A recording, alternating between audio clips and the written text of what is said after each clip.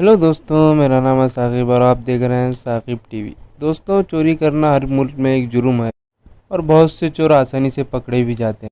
लेकिन कुछ लोग ऐसे होते हैं कि चोरी को अपना पेशा ही बना लेते हैं और इन्हें पकड़ना लगभग नामुमकिन जैसा होता है।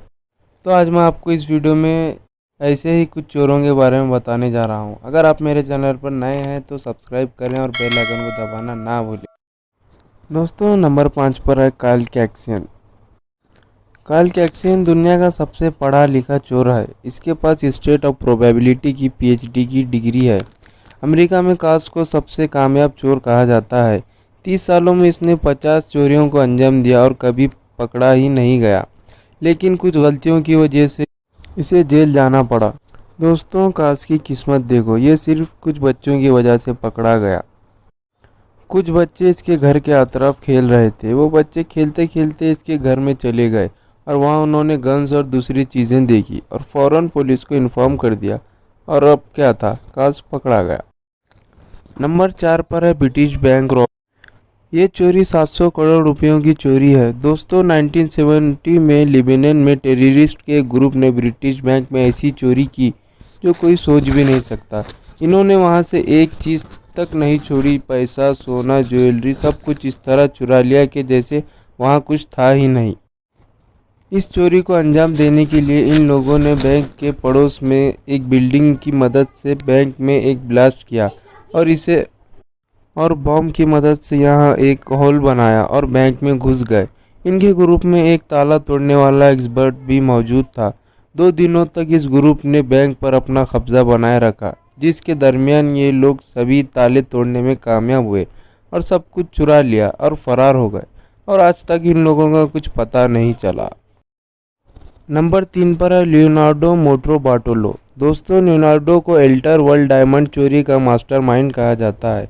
इस चोरी को कुछ लोगों ने मिलकर किया था। ये चोरी इतनी बड़ी थी कि इस चोरी को सदी की सबसे बड़ी चोरी कहा जाता है। ये चोरी $100 मिलियन के डायमंड्स की थी। इस चोरी की इंटरेस्टिंग बात यह थी कि लियोनार्डो ने खुद को जानबूझकर अरेस्ट करवाया था। ऐसा कहा जाता है कि लियोनार्डो ऐसा इंसान है जिसको अब कभी चोरी की सज़ा नहीं होगी, क्योंकि इसने अपनी पहले ही सज़ा काट ली है। दूसरे नंबर पर है बॉस्टन म्यूजियम रॉबरी। 1980 में बॉस्टन म्यूजियम में हुई चोरी को लोग आज भी एक हुनर कहते हैं, क्योंकि इनके म्यूजियम लूटने का तरीका ही कुछ ऐसा था। एक रात को 2 पुलिस वाले यहाँ पहरा दे रहे थे। ये चोर पुलिस के कपड़े पहन कर आए और गार्ड से कहा, यहाँ कुछ गड़बड़ है और हमें म्यूजियम में देखना है कि सब ठीक ठाक है या नहीं। जैसे ही गार्ड्स ने इन्हें अंदर जाने दिया, इन चोरों ने गार्ड्स को हथकड़ियाँ बांध दी और आराम से 13 कीमती पेंटिंग चुरा ले गए। इन 13 पेंटिंग की कीमत लगभग 1500 करोड़ रुपए थी। 40 साल पहले की हुई चोरी का आज तक कुछ पता नहीं चला, इसलिए इन चोरों को सबसे परफेक्ट चोर कहा जाता है। नंबर 1 पर है आंद्रे स्टैंडर, एक पुलिस वाला जो खुद चोर बन गया।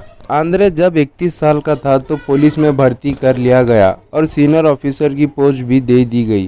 पुलिस बनकर इसने समझा और सीखा कि चोर चोरी कैसे करते हैं। 1977 में आंद्रे चोर बन गया और आंद्रे भेष बदलने में भी बहुत माहिर था। जब इसकी लंच ब्रेक होती तो वो चोरी करने चला जाता और इसके बाद इसी चोरी की इन्वेस्टिगेशन के लिए पहुंच जाता।